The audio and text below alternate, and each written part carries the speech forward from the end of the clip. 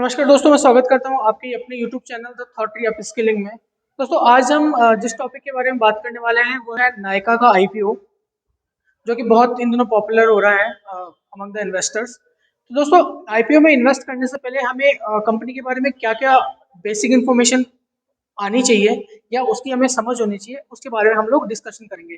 जैसे कंपनी के वैल्यूएशंस क्या हैं, कंपनी आने वाले टाइम में क्या उसके ग्रोथ पर्सपेक्टिव है, क्या कंपनी को इन्वेस्टर्स जो कंपनी में इन्वेस्टर पैसा लगा रहे हैं उन्हें लॉन्ग टर्म तक कंपनी में बने रहना है या उसके लिए क्या डिसीजन लेने चाहिए, या सिर्फ IPO में एक लिस्टिंग गेन करके निकल जाना चाहिए। तो दोस्तों, इन्हीं सब क्वेश्चंस के आंसर हम जानने की कोशिश करेंगे। तो दोस्तों, शुरू करते हैं।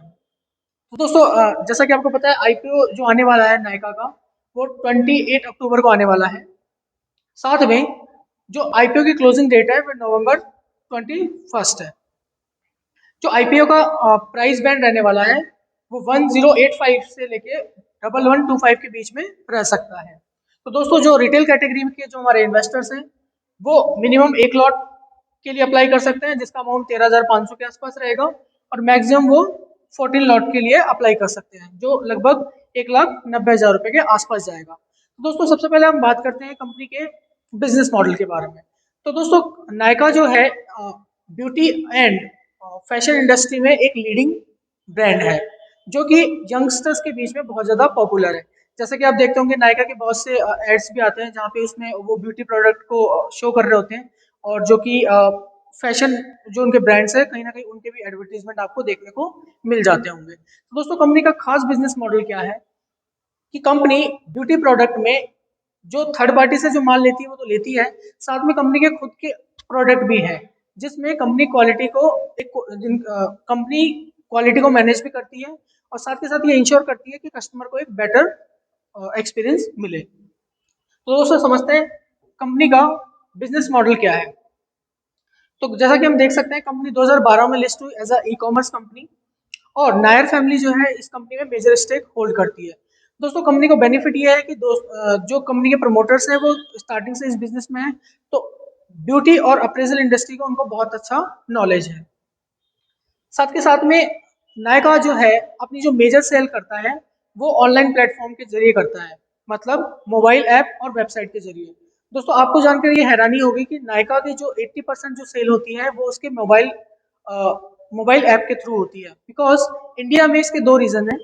जो हमारी यंग पॉपुलेशन है, मोर देन 51% पॉपुलेशन हमारी यंग है, और दूसरा इसका सबसे बड़ा रीज़न है कि वो आज के टाइम में टेक्नोलॉजी का बहुत ज़्यादा यूज़ करते हैं।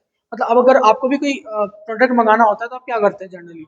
मोबाइल पे जाते हैं और फ्लिपकार्ट या अमेजन पे जो भी आपको प्रोडक्ट पसंद है आप उसको परचेज कर लेते हैं। तो दोस्तों, इसके बाद में कंपनी ब्यूटी और पर्सनल केयर और अप्रेजल उसमें है, सेगमेंट में है। अप्रेजल में कंपनी के पास में 1350 ब्रांड्स हैं, उसके अंदर 1.1 मिलियन प्रोडक्ट्स कंपनी उसमें डील करती है। और ब्यूटी और पर्सनल केयर प्रोडक्ट की बात करें तो कंपनी के पास में लगभग 2 लाख के आसपास प्रोडक्ट है, जो 2500 ब्रांड्स के अंदर अभी काम कर रहे हैं।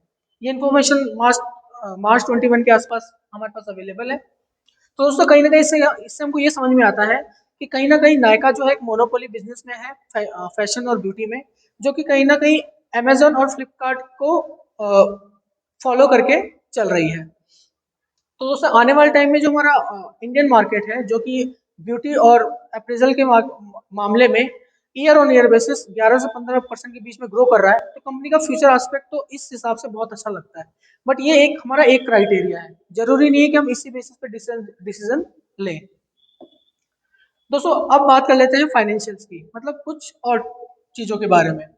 अगर आप देखोगे तो कंपनी के जो टोटल एसेट्स हैं वो साल दर साल इंक्रीज हो रहे हैं, बट कोविड के टाइम में ये कहीं ना कहीं क्या हुए थे, इम्पैक्ट हुए थे। कोविड के टाइम में इस पे इम्पैक्ट पड़ा था। अगर आप देखोगे तो इनकी एसेट टोटल बढ़ रही थी year on year basis, but Covid के टाइम पे इनकी एसेट्स में इनकी वैल्यूएशन पे फर्क पड़ा है। लास्ट इन्होंने जो कोविड में जो लॉस बुक किया है वो लगभग 545 मिलियन के आसपास इन्होंने लॉस बुक किया है, और रिसेंट जो क्वार्टर्स है उनमें जो प्रॉफिट इन्होंने बुक किया है वो 35 करोड़ के अराउंड बुक किया है। तो कहीं ना कहीं अगर हम देखें तो कंपनी का जो एक मेन कंसर्न जो निकल के आता है वो इनकी प्रॉफिटेबिलिटी है। इसके पीछे कारण ये है कि जब कंपनी ग्रोथ फेज में होती है तो उसका मेजर पैसा लगता है कैपिटल एक्सपेंडिचर में और कंपनी को ग्रो करने में, मतलब ग्रोथ फेज में मेजर पैसा वहाँ पे लगता है। तो इसके पीछे एक रीजन हम ये भी मान सकते हैं।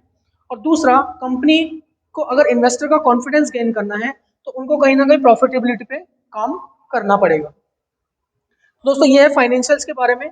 तो कंपनी के अभी अगर आप कंपेरेटिवली देखो तो जो जून में इसके जो रिजल्ट थे वो नेगेटिव थे और कंपेरेटिवली जो अभी इसके प्रॉफिट आए वो काफी अच्छे निकल के आए हैं अगर आप इसको कंपेयर करके देखोगे। तो कहीं ना कहीं फाइनेंशियल अभी इनसे इनके इम्प्रूव हो रहे हैं, तो कहीं ना कहीं ये थोड़ा बहुत कॉन्फिडेंस देता है और कहीं ना कहीं ये हमारे लिए एक थ्रेट भी है। क्यों? क्योंकि प्रॉफिटेबिलिटी कंपनी में अभी आना स्टार्ट हुई है।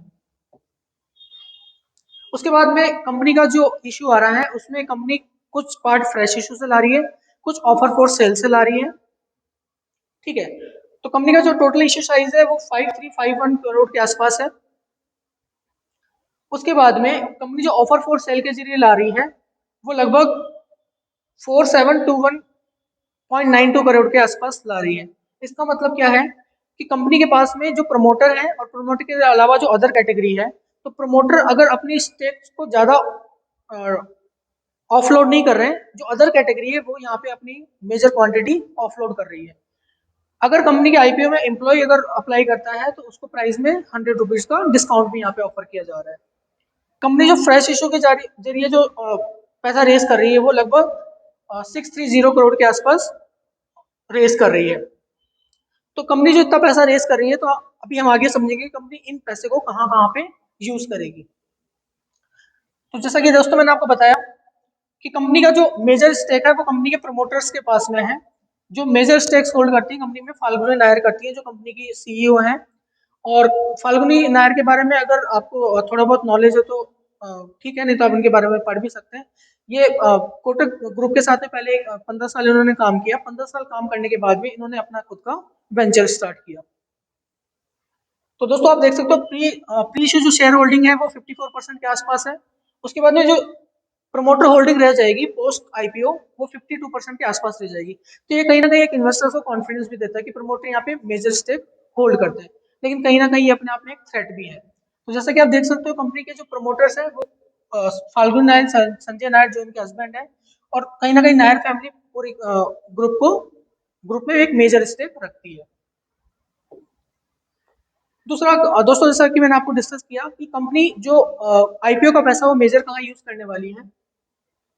तो दोस्तों जो इन्वेस्टमेंट इनके पास आने वाला है ये यूज करने वाली है अपनी सब्सिडरी के लिए। दूसरा, कंपनी कुछ कैपिटल एक्सपेंडिचर करेगी लगभग 420 मिलियन के आसपास। तीसरा, कंपनी के पास जो डेट है, डेट का जो बर्डन है उसको रिपेमेंट करने के लिए यूज करेगी, जो कि लगभग 1560 मिलियन के आसपास है। उसके बाद अगर बैलेंस जो अमाउंट बचेगा, कंपनी कहीं ना कहीं इसको अपने एक्सपेंडिचर में काम करेगी और प्रोडक्ट की विजिबिलिटी और एनहांसिंग बढ़ाने के लिए काम करेगी। मतलब फैशन और ब्यूटी इंडस्ट्री की अगर हम लोग बात करें तो उसमें जो मेजर गेम होता है वो होता है कि आपकी प्रेजेंस कैसी है, मतलब आपके प्रोडक्ट्स कैसे दिख रहे हैं, उनकी क्वालिटी क्या है, कैसे उसको आप ऐड कर रहे हैं। ठीक है, जिससे आपके ब्रांड की एक अवेयरनेस क्रिएट होती है। तो कहीं ना कंपनी उस पर भी एक मेजर खर्चा करने वाली है। मतलब कंपनी का एक एक्सपेंशन प्लान तो है ही, और साथ में कंपनी उसके लिए मेजर जो खर्चा है उसके लिए करने भी वाली है। तो दोस्तों ये हमने जाना कि कंपनी का जो आईपीओ आने वाला है, जो कंपनी आईपीओ से फंड रेज करने वाली है, उससे कंपनी कहाँ कहाँ उस पैसे को यूटिलाइज करने वाली है। तो दोस्तों अगर नटशेल में देखें तो कंपनी के जो एक मेन जो चीजें निकल के आती हैं या फिर जो एक स्ट्रेंथ नजर आती है हमें, वो ये नजर आती है कि ये कंपनी की एक India leading speciality beauty and personal care company है। मेजर ब्रांड ऑफर करती है, मतलब जितने भी फैशन और ब्यूटी के जो ब्रांड्स आती है उनको ऑफर करती है। साथ में कंपनी के खुद के प्रोडक्ट्स भी हैं कुछ, और ऑनलाइन प्रेजेंस होने के साथ इनके 80 से ज्यादा कंट्री में आउटलेट भी है, तो वहां पे भी जाके लोग शॉपिंग वगैरह कर सकते हैं। कैपिटल एफिशिएंट बिजनेस है, मतलब अगर जो आप कैपिटल लगा रहे हो बिजनेस में, उसके बाद में जो उस पर मार्जिन आ रहे हैं वो कैपिटल के कंपेरेटिव में अच्छे हैं। उसके बाद में company advance technology platform use कर रही है, मतलब जो कंपनी के पास में डेटा आ रहा है, मतलब ब्यूटी इंडस्ट्री से या फैशन इंडस्ट्री से, कहीं ना कहीं इसमें एआई और डेटा को यूज करके कंपनी अपने कस्टमर्स को बेटर प्रोडक्ट रीच कर सकती है, और कहीं ना कहीं उस जिस प्रोडक्ट में ज्यादा सेल आ रही है उनको पिचिंग के लिए अप्रोच कर सकती है। तो कहीं ना कहीं इनको जो ऑनलाइन प्लेटफॉर्म है उसका भी बेनिफिट मिलता है। कंपनी में जो मैनेजमेंट टीम है वो बेसिकली नायर फैमिली है जो स्टार्टिंग से बिजनेस में है, तो कहीं ना कहीं कंपनी को ये बेनिफिट है कि जो कंपनी के पास एक्सपीरियंस प्रमोटर है, मतलब वो बिजनेस को अच्छे से समझते हैं, तो कहीं ना कहीं कंपनी में एक मैनेजमेंट का भी एक स्ट्रॉन्ग पॉइंट नजर आता है। तो दोस्तों इसके बाद हम बात करते हैं कुछ और पॉइंट्स की, जैसे कि कंपनी के पास में अपॉर्चुनिटीज क्या है और थ्रेट्स क्या है। तो अगर अपॉर्चुनिटी की मैं बात करूं तो कंपनी आने वाले टाइम में जो नजर आता है कि जो कंपनी का जो रिटेल और फैशन इंडस्ट्री है वो लगभग 11 से 15% के बीच में एक प्रोस्पेक्टिव है कि आने वाले 5 सालों में ये इंडस्ट्री ग्रो करेगी। और उसमें भी नायका अपने आप में एक लीडिंग कंपनी है और साथ में एक टेक बेस्ड कंपनी है।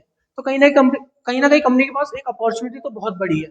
लेकिन साथ में अगर थ्रेट की बात करें तो थ्रेट कंपनी के पास में जो नजर आता है वो ये नजर आता है कि कंपनी के पास में जो एक तो प्रमोटर स्टेक है वो सबसे ज्यादा है, और दूसरा जो थ्रेट है कंपनी का कि कंपनी को भी अपनी प्रॉफिटेबिलिटी शो करनी है, क्योंकि अगर इन्वेस्टर आईपीओ में पैसा लगाएंगे तो उनका जो मेन कंसर्न रहता है वो ये रहता है कि कंपनी की प्रॉफिटेबिलिटी कहाँ है। क्योंकि एक्चुअली जितने भी इन्वेस्टर जो डिसीजन लेते हैं वो नंबर्स के बेसिस पे लेते हैं। तो कहीं ना कहीं कंपनी को अभी भी ये चीज प्रूफ करना बाकी है कि उनका जो प्रॉफिट का स्टेज है वो कैसे जाने वाला है आने वाले पीरियड में।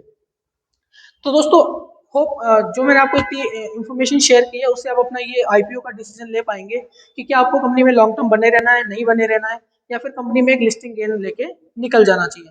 बाकी कंपनी के पास में अपॉर्चुनिटी बहुत बड़ी है, कंपनी एक मोनोपोली बिजनेस है जो कि आने वाले टाइम में बहुत अच्छा परफॉर्म कर सकती है। तो दोस्तों होप इस वीडियो से आपको एक वैल्यूबल इन्फॉर्मेशन मिलेगी।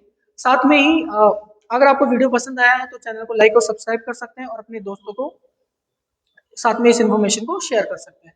तो मिलते हैं दोस्तों नेक्स्ट वीडियो में। Thank you so much.